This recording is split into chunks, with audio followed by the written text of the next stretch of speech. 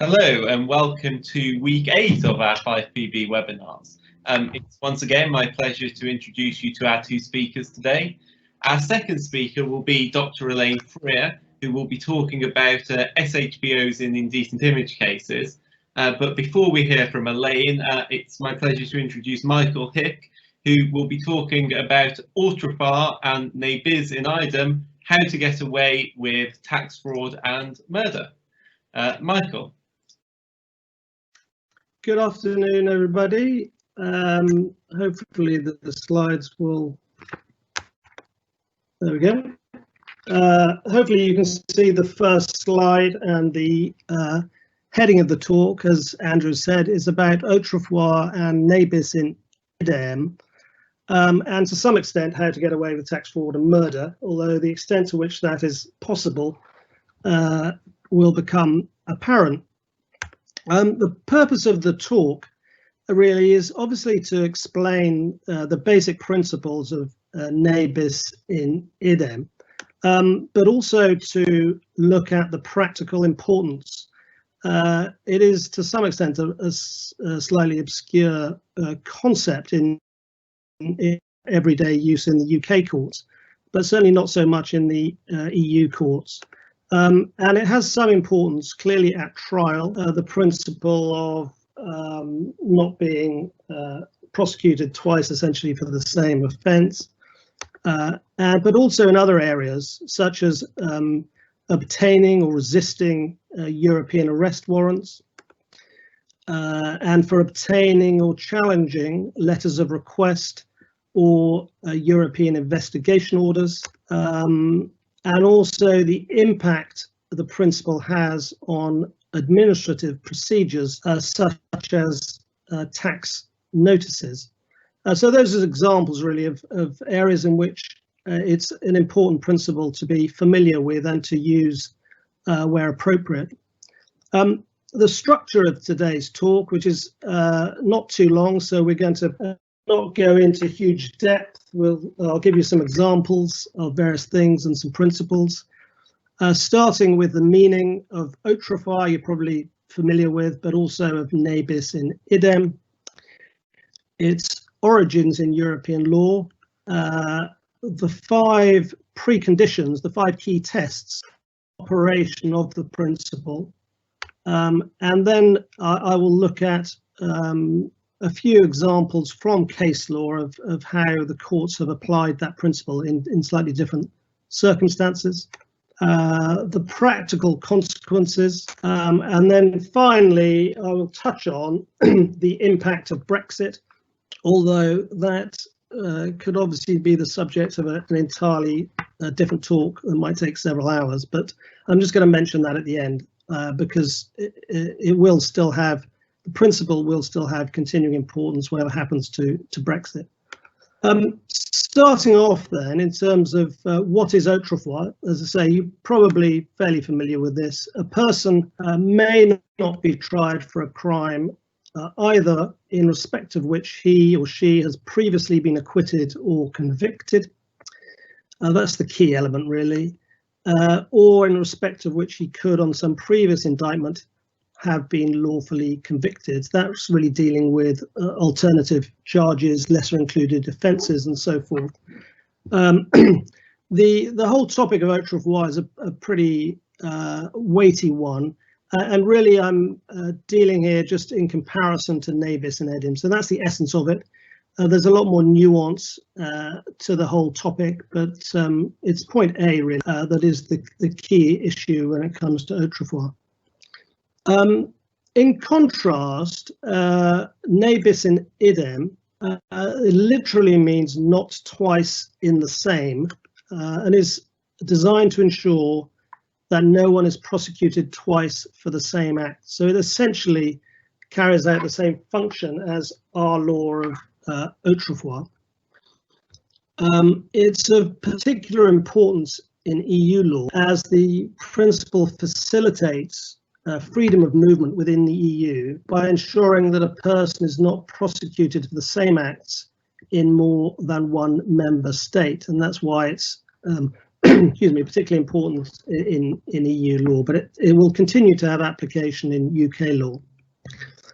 The origin of the principles deal with fairly briefly, but just to put it in context, the key article is Article 4 of Protocol 7 of the European Convention on Human Rights, which says that no one shall be liable to be tried or punished again in criminal proceedings under the jurisdiction of the same state for an offence for which he has already been finally acquitted or convicted in accordance with the law and penal procedure of that state.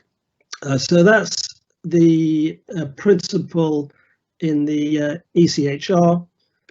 And the articles that deal with this, the Article 54 of the Convention implementing the Schengen Agreement, so the EU law, is a person whose trial has been finally disposed of in one contracting party, in other words, one EU state, may not be prosecuted in another contracting party for the same acts, provided that if a penalty has been imposed, it's been enforced, is actually in the process of being enforced, or can no longer be enforced under the laws of the sentencing contracting party. So in a sense, it takes Article 4, which is restricted to prosecution within the same state, and widens it out to make it European-wide.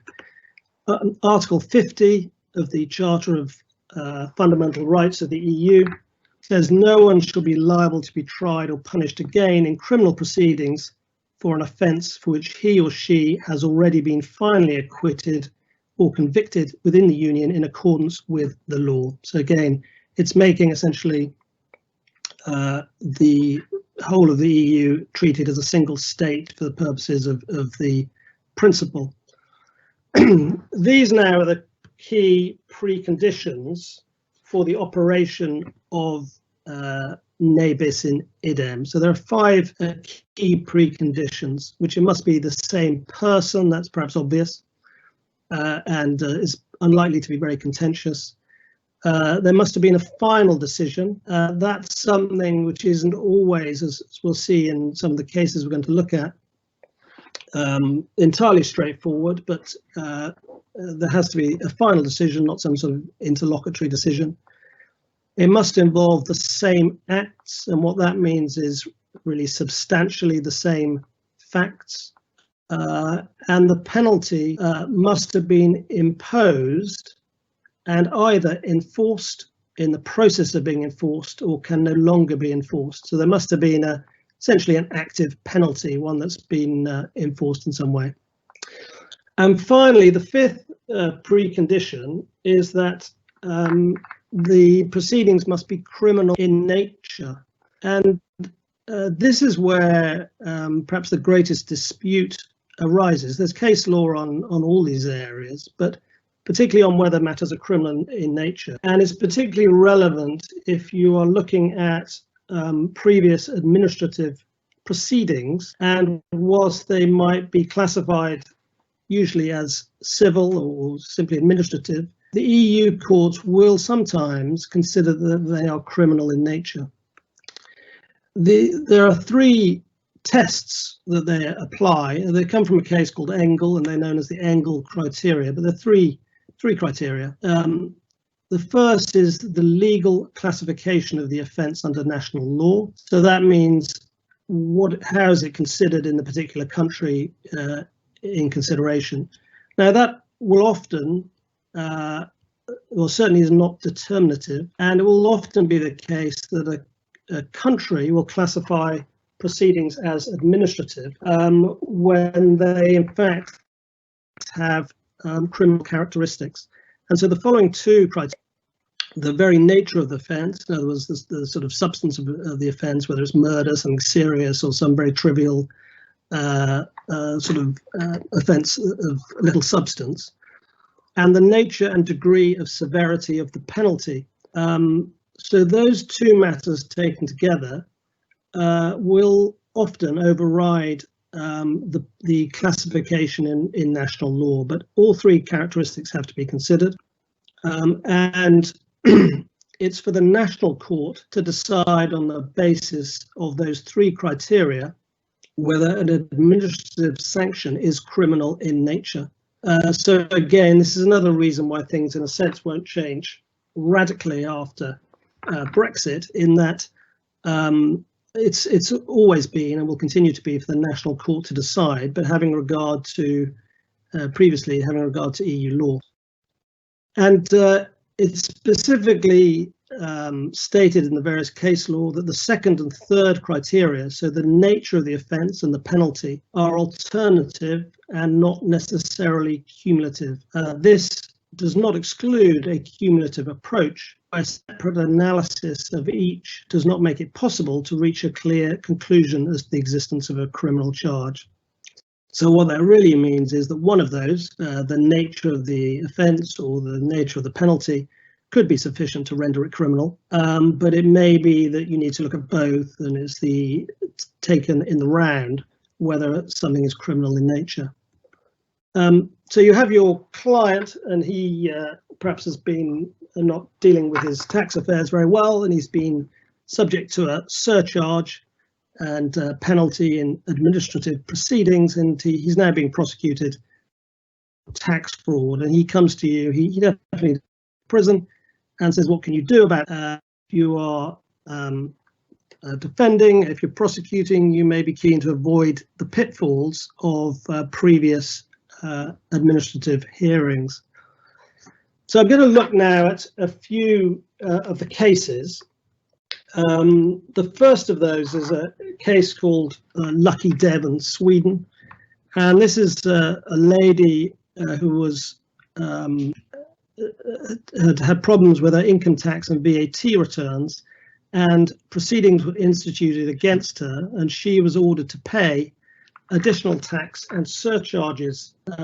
She was also prosecuted for bookkeeping and tax offences out of the same set of tax returns. She was convicted of bookkeeping offences, but acquitted of the tax offence.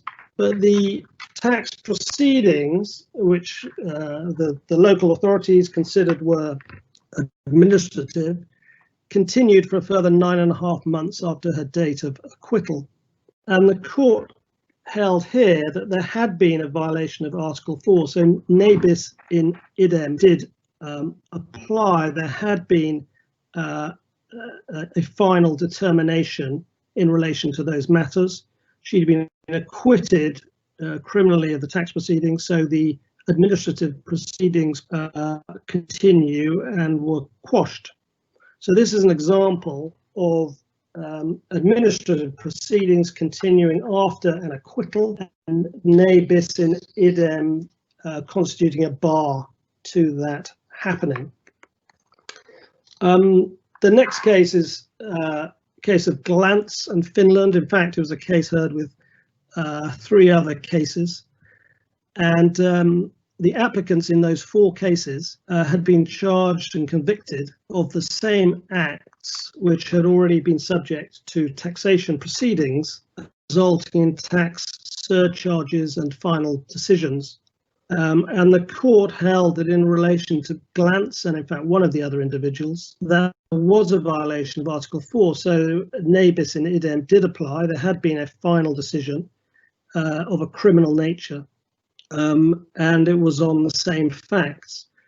However, in relation to 2 of the other individuals, if I can pronounce their names correctly, someone called Pertimaki and Haka, they found that in one case the facts weren't identical, or at least not substantially the same, and so the principle didn't apply, and he could be prosecuted essentially a second time. And in relation to Hacker, the court found that the applicant still had a possibility of preventing double jeopardy by seeking rectification and then appealing against the tax decisions. So that's an example of, in a sense, it ultimately not being a previous final decision. So appeals and rectification was still possible. So you can see within those 4 cases that were heard together how the court came to different interpretations of the principle. The next case is a European Court of Justice case. This was the case in which the gentleman concerned was fined 10.2 million euros for market manipulation and was then subsequently prosecuted and sentenced to 4.5 years in prison. That was reduced slightly in due course, but initially he received 4.5 years. And in that case, the court held that you can have parallel administrative and criminal sanctions, but they must not go beyond what is strictly necessary in order to protect the integrity of the financial markets. And they said where an administrative fine must be taken into account in setting a criminal fine, that might be something that was no more than was necessary. So if you have two fines and one level, then that might be proportionate, because there won't be double penalty, there won't be double jeopardy. But in this case, it was a fine followed by a sentence of imprisonment, and so they held that those parallel proceedings went beyond what was necessary. So what comes out from that case and from other cases is that countries are permitted to have administrative procedures that result in penalties and also have criminal proceedings in the same matter, but they have to be proportionate, and they obviously have to be fair. So it's often a matter of degree. The next case, in fact, was heard on the very same day as Galson, and shows the difference in approach. This was another Italian case and related to administrative proceedings for non-payment of VAT, resulting in a financial penalty. Further criminal proceedings were permissible, it was held in that case, as the legislation provided essentially for coordination of the two penalties. So it goes back to the point I made earlier, which is that if the two sets of proceedings mustn't over penalize somebody. And it was held that a duplication of criminal proceedings and penalties may be justified where those proceedings and penalties pursue, for the purpose of achieving such an objective, complementary aims relating to different aspects of the same unlawful conduct at issue. Again, it is for the referring court to determine. So you can see the subtlety in a way of the approaches in Galson and Menchie, and the differences between those two cases heard on the same day. So moving on to the murder cases, the poor chap who came along worried about his tax, you can probably advise him that he has got some prospects possibly of arguing ne bis in idem. If he's happened to murder his wife, for example, it may be a little trickier, as you will see from, again, these are merely examples of cases and the approach. So the first of those is, again, not sure the pronunciation exactly, but Horciag in Romania. And in this case, the gentleman confessed to murder, but the prosecution decided there was no case to answer, since psychiatric assessments had concluded that the applicant was essentially suffering from such severe psychological disorder that he didn't have criminal responsibility. In due course, they had him re-examined and they prosecuted him, and he was found guilty and sentenced to prison.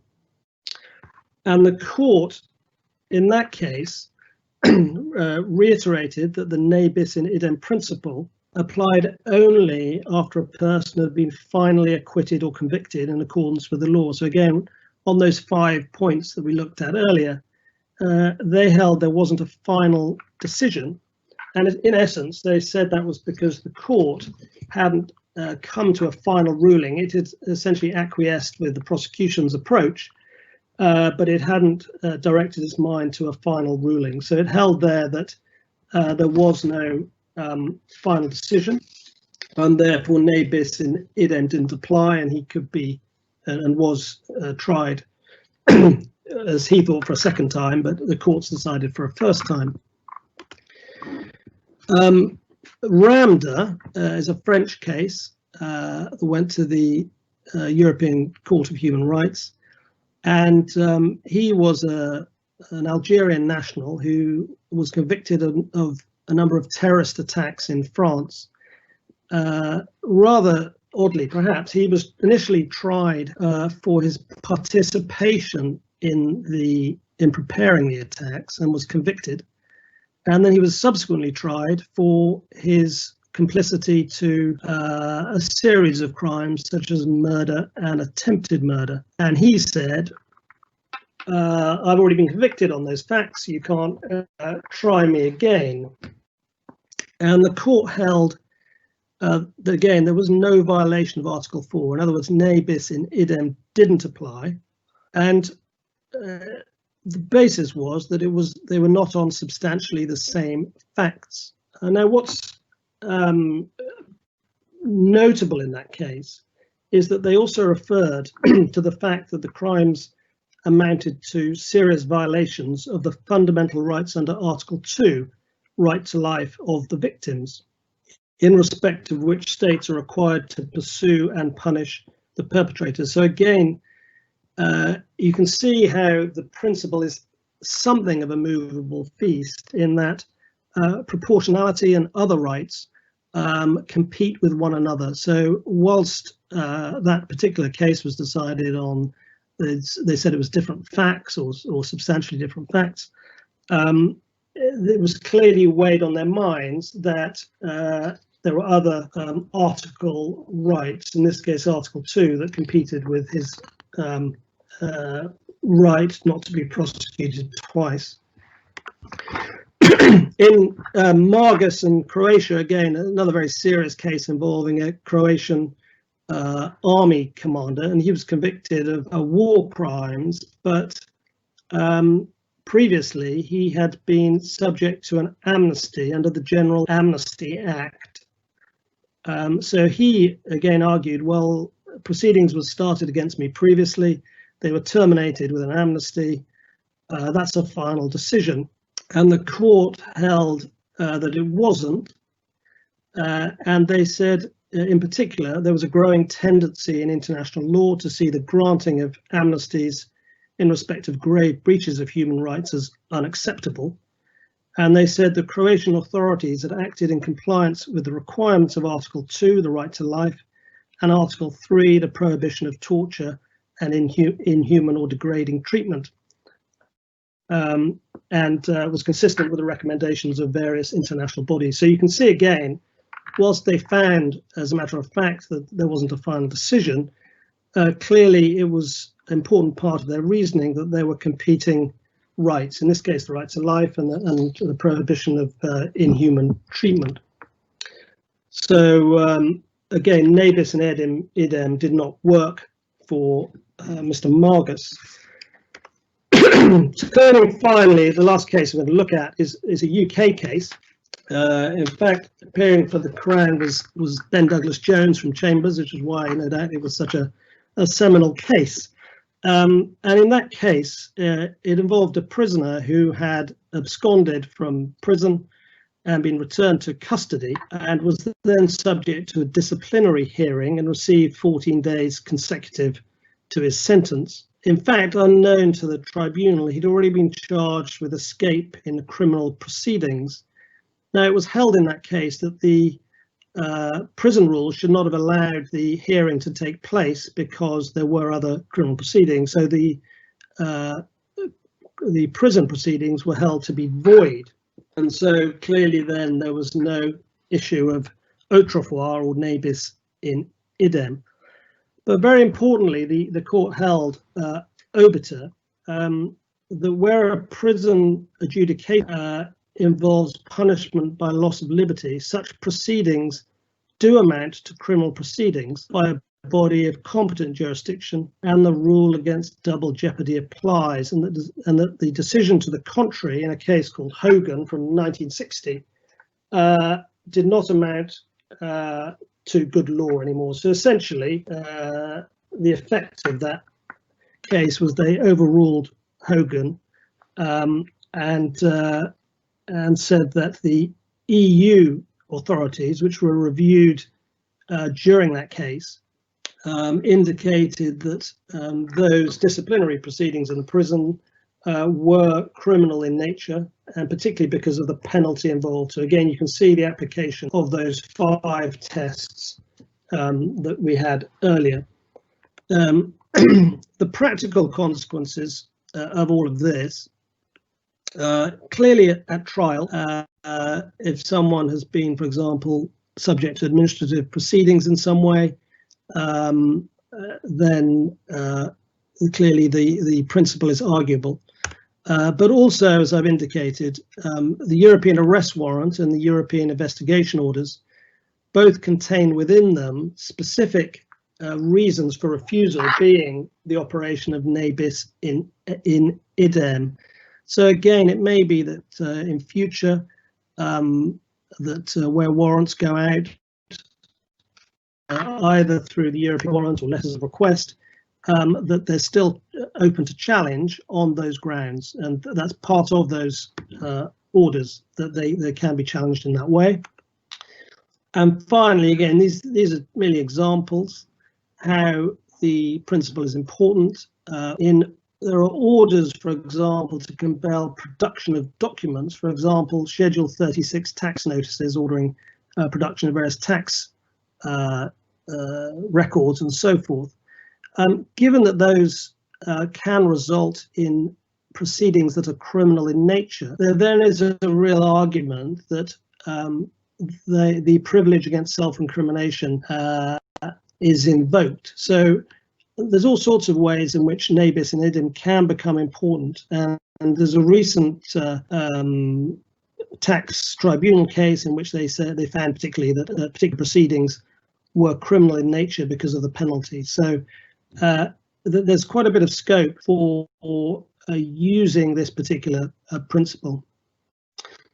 Finally, as I said, the impact of Brexit is probably a little more limited than you might think at first glance. It's always been the case that the European Court of Human Rights is that decisions must be taken into account but are not binding. That's likely to continue.